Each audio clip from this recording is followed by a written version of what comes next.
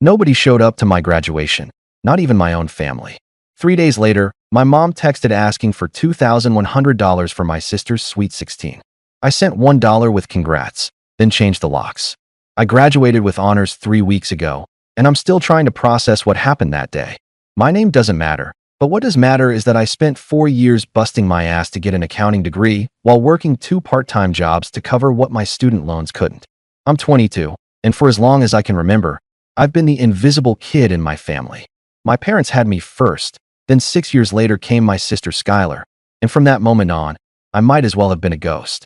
Skylar got everything she ever wanted without asking twice. New iPhone every single year like clockwork, designer clothes that she'd wear once and toss in her closet, jewelry for her birthday, Christmas, and random Tuesdays because mom saw something sparkly at the mall. Meanwhile, I wore the same 3 pairs of jeans through high school and worked at a grocery store from the day I turned 16 just to have gas money. When I told my parents I got into college, mom said, "That's nice, honey," and then immediately asked if I could pick up Skylar from dance practice. When I explained I'd need help with tuition, Dad looked at me like I'd asked him to donate a kidney and said I should apply for scholarships. I did apply, got a few small ones, took out loans for the rest, and worked 30 hours a week at a campus bookstore while juggling my classes. I never asked them for money again after that conversation.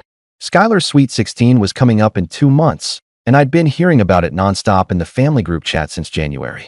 Mom had spreadsheets, Pinterest boards, a dedicated Instagram account for the party planning. They were going all out with some fancy venue, a DJ, professional photographer, the works.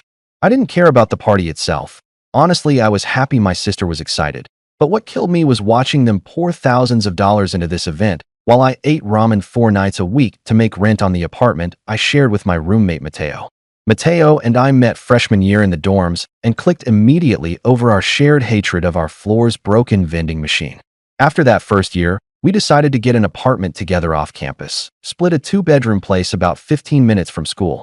It was cheaper than the dorms, and we actually had a kitchen, even if the stove only had 3 working burners and the bathroom tiles were straight out of 1987.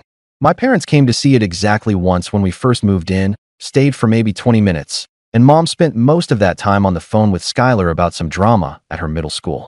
Before they left, Mom insisted on making a copy of my apartment key, said it was for emergencies, in case something happened and they needed to check on me.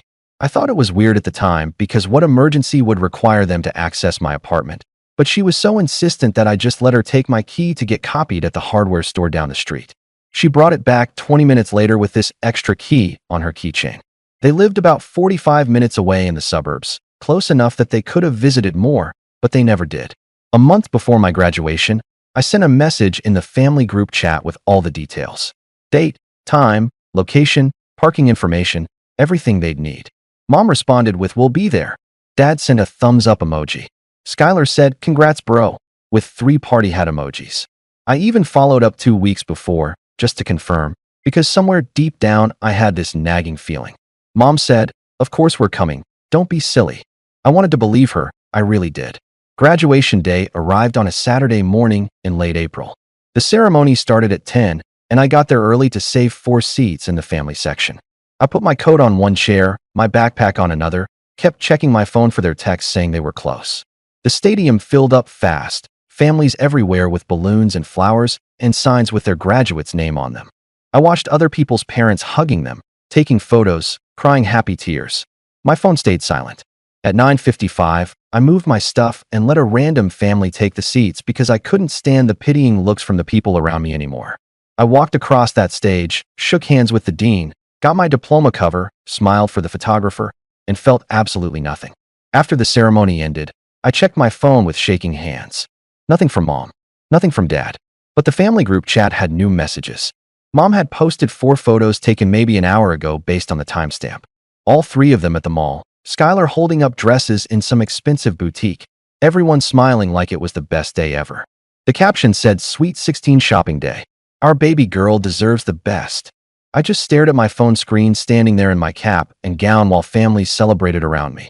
They weren't stuck in traffic. They didn't have car trouble. Nobody was in the hospital. They chose to go shopping instead of watching me graduate. Mateo found me sitting on the concrete steps outside the stadium 20 minutes later still in my graduation gown.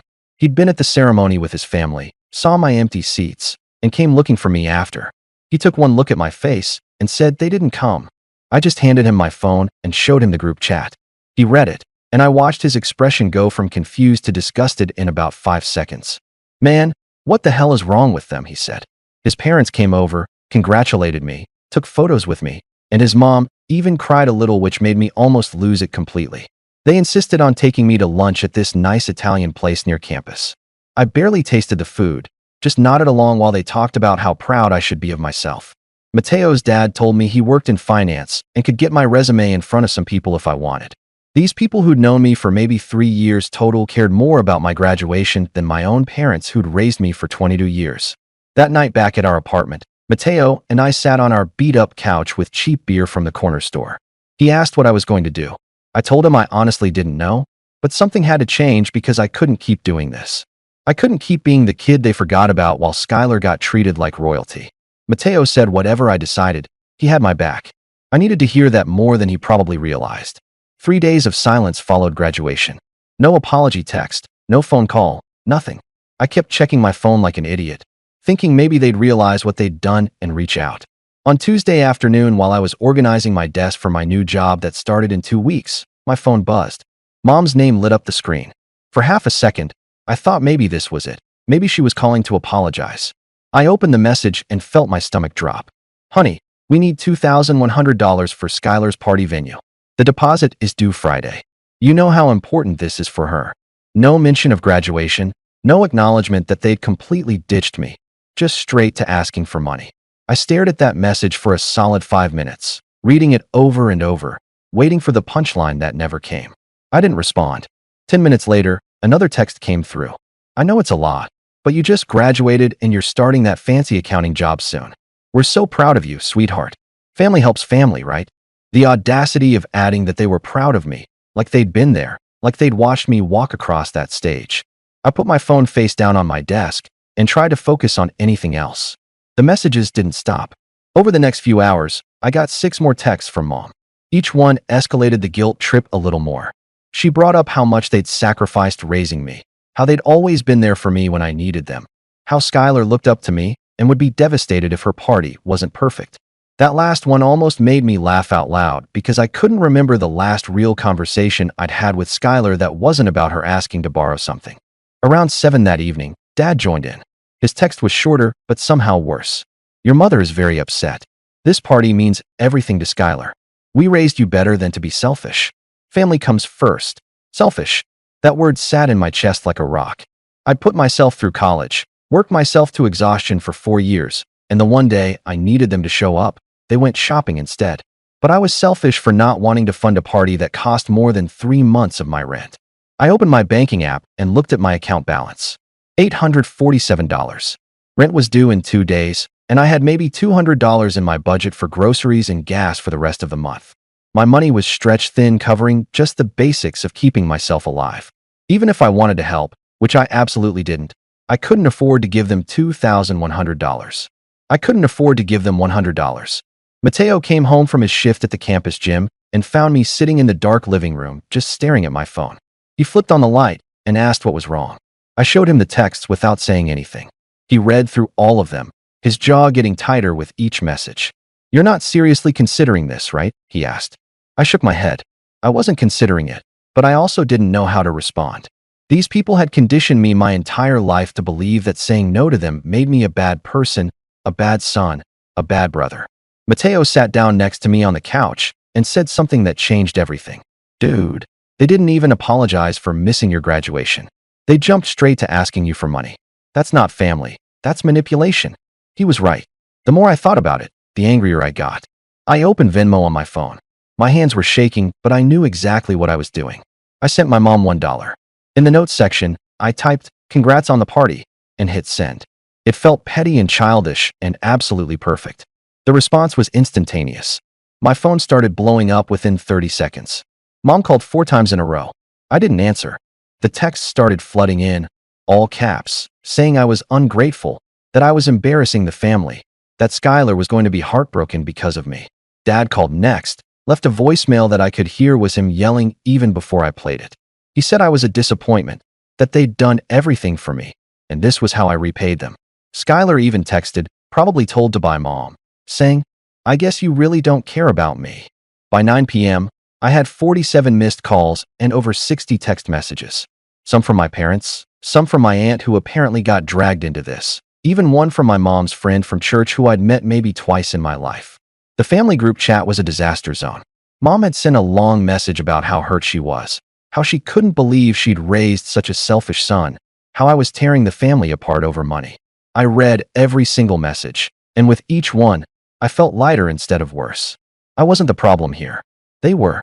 Mateo watched me scrolling through the messages and said we needed to do something before this got worse. "They have a key to this place," he reminded me. That thought hadn't even occurred to me in my anger, but he was right.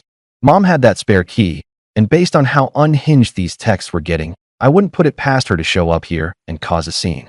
"We're changing the locks," I said. Mateo nodded and immediately pulled up locksmiths in the area on his phone. We found one that had decent reviews and could come out the same evening for an emergency fee. It was going to cost me $180 that I really couldn't spare, but it was worth every penny. The locksmith showed up at 10:30, a tired-looking guy in his 50s who didn't ask questions when we said we needed all the locks changed immediately. He worked fast, replaced both the deadbolt and the main lock on our front door within 40 minutes. When he handed me the new keys, 3 copies total, I felt like I could finally breathe properly. Mateo and I each took one key, and I put the spare in my desk drawer.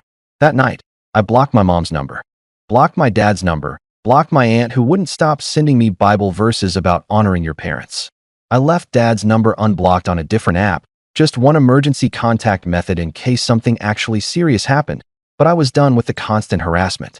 Mateo ordered pizza, and we stayed up until 2 a.m. just talking about everything.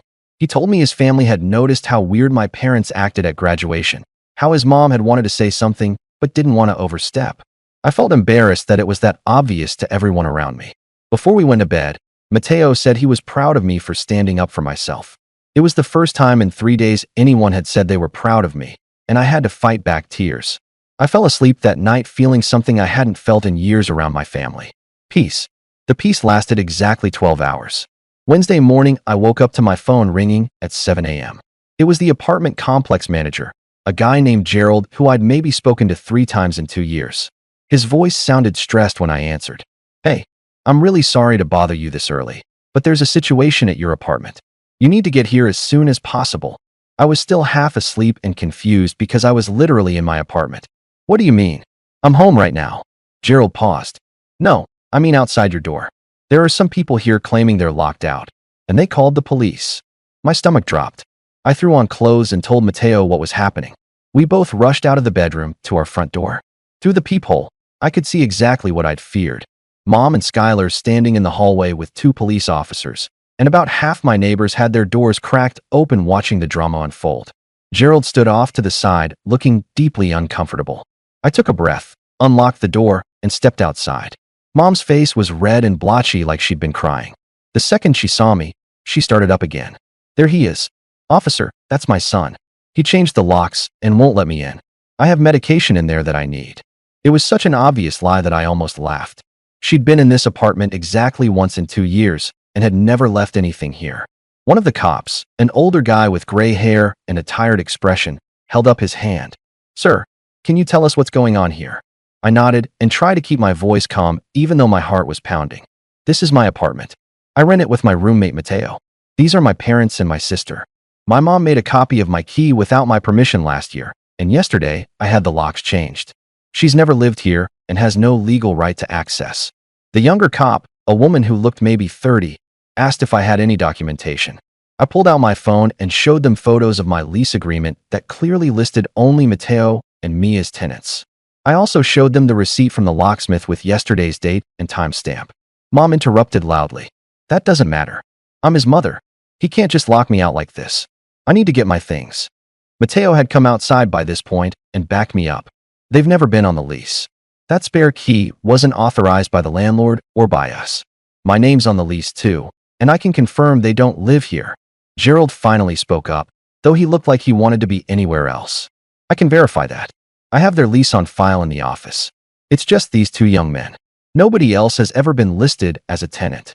The older cop looked at my mom with an expression that suggested this wasn't his first time dealing with a family drama call. "Ma'am, do you have any documentation showing you live here or have legal right to access this property?" Mom's face got even redder. She started going on about how she'd raised me, how she'd sacrificed everything for me, how I was being ungrateful and cruel. She demanded that I at least give her money if I wasn't going to let her inside. That's when it clicked for the cops what this was really about. The female officer asked me directly, "Is there a financial dispute happening here?" I pulled up the text messages, showed them Mom asking for $2,100, showed them my response of sending $1, showed them the dozens of harassing messages that followed. I also showed them the group chat with the photos of them at the mall during my graduation. They skipped my college graduation to go shopping for my sister's birthday party. 3 days later, they asked me for money I don't have. When I said no, this happened. I said, Skylar had been quiet this whole time, but I saw her face change as I explained everything. She looked genuinely shocked, then upset. The older cop sighed heavily. "Ma'am, this is a civil matter. Your son is the legal tenant. He has every right to change his locks, and he doesn't owe you access to his property or his money. You need to leave the premises now." Mom absolutely lost it. Started screaming about how I was tearing the family apart, how I was going to regret this, how I was an ungrateful son who'd abandoned his family. Dad had been silent this whole time, standing slightly behind Mom, but he finally spoke. "You're making a huge mistake. Family is supposed to come first." The female cop stepped forward. "If you don't leave voluntarily, we'll have to escort you out and potentially cite you for trespassing." That finally got through. Mom grabbed Skylar's arm and started walking toward the stairs, but not before turning back to scream one more thing. "Don't you ever contact us again. You're dead to us." I looked her straight in the eye and said something I'd been thinking since Saturday. "You already did that." At my graduation, the cop stayed for a few more minutes to make sure they actually left. The older one pulled me aside and told me to document everything, keep records of any contact attempts, and call them if my parents showed up again. After they left, Gerald apologized for having to call me, but said he had no choice when the cops showed up. I told him I understood and thanked him for backing me up. The next 2 weeks were brutal. My phone became a weapon of family warfare. Aunts I'd seen maybe twice in my life were calling me disrespectful and selfish. Cousins were posting on Facebook about how some people forget where they came from. My uncle sent me a 5-paragraph text about honoring your parents. I blocked every single one of them without responding. My new job started that Monday, and I threw myself into the work, grateful for the distraction. A week after the cop incident, I unblocked Dad's number for exactly 3 minutes. I sent him one text explaining everything from my perspective, how I'd felt invisible my whole life, how graduation was the final straw, how I was done being treated like I didn't matter. I ended it with this: "The door is open when you're ready to actually apologize and treat me like I'm part of this family. But I'm done begging for scraps of attention." I blocked him again before he could respond. 3 weeks later, I got a message on Instagram from an account I didn't recognize. It was Skylar. She'd created a secret account because Mom was monitoring her main one. Her message made my chest tight. "I didn't know they weren't coming to your graduation. I swear I didn't know. They told me you didn't want us there, that you said it wasn't a big deal and we should do my party shopping instead." I believed them. "I'm so sorry. We started talking after that, just the two of us, without our parents knowing." She told me things I'd suspected but never confirmed. How Mom talked about me like I was a burden, how Dad never stood up for me, how they'd been telling her for years that I was selfish and didn't care about family. Skylar was starting to see through it now. 2 months after graduation, I'm sitting in my apartment on a Saturday morning drinking coffee that I can actually afford now that I have a steady paycheck. Skylar's coming over later to hang out. Just us. No parents, no drama. Mateo's at the gym. My phone is quiet because I've built boundaries that actually protect my peace. I haven't spoken to my parents since that day with the cops. I don't know if I ever will. What I do know is this: family isn't about who raised you or shares your blood. It's about who shows up when it matters. And sometimes the family you choose is better than the one you were born into. What do you think about this story? Let me know in the comments, drop a like, and don't forget to subscribe for more real-life stories.